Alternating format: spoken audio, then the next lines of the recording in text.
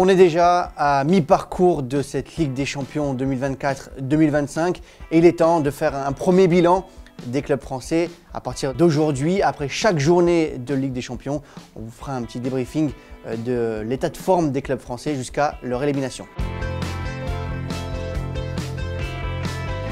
Et pour cette première, on va parler forcément du Paris Saint-Germain qui est en rouge dans notre baromètre. Le Paris Saint-Germain qui a perdu face à l'Atlético de Madrid 2-1 au Parc des Princes et qui a remis en question sa qualification en Ligue des Champions avec 4 points. En 4 journées, le Paris Saint-Germain va devoir gagner au moins 2 matchs lors des 4 restants avec 2 déplacements au Bayern Munich, à Stuttgart et à Salzbourg. Le 3e déplacement paraît un peu plus facile et la réception de Manchester City au mois de janvier. Il faut au moins 6 points pour le Paris Saint-Germain pour espérer se qualifier en Ligue des Champions parce que les prévisions du début de Ligue des Champions nous ont dit qu'avec 10 points, a priori, vous pouvez finir dans les 24 premiers. Qui aurait pu croire après le tirage au sort que Brest serait 4e de la Ligue des Champions après 4 journées avec 10 points? Évidemment, Brest n'a pas joué encore de gros cas d'or européens, peut-être les Leverkusen quand même avec ce match nul à domicile.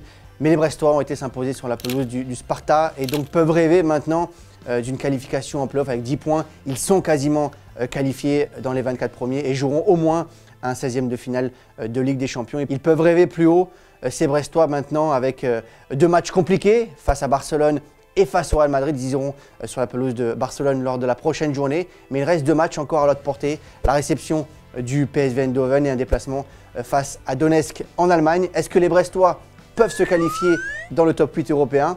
On a envie de dire oui. Et c'est notre coup de cœur, c'est Brest-Anvers cette semaine. Monaco fait un début de Ligue des Champions quasiment parfait. 3 victoires, un match nul sur la pelouse du Dynamo Zagreb où les Monégasques étaient menés 2-0. Ils ont fini par faire 2 partout. Mais ils ont été s'imposer cette semaine à Bologne. Alors on n'est pas sur le même verre que Brest parce que c'est la très belle histoire de cette Ligue des Champions. Mais quand même, Monaco est 3e de cette Ligue des Champions. 10 points au compteur, là aussi quasiment qualifié pour les playoffs. Est-ce que là aussi on peut croire à une qualification pour le top 8? On a envie d'y croire, mais le calendrier est bien plus compliqué pour les Monégasques. 2 déplacements face à des cadors européens, à Arsenal et à l'Inter de Milan. La réception aussi de Benfica à domicile pour les joueurs d'Adi Hutter. Ce sera plus compliqué pour aller chercher ce top 8, mais quand même, Monaco régale et Monaco arrive à nous faire rêver de printemps européen victorieux pour les clubs français.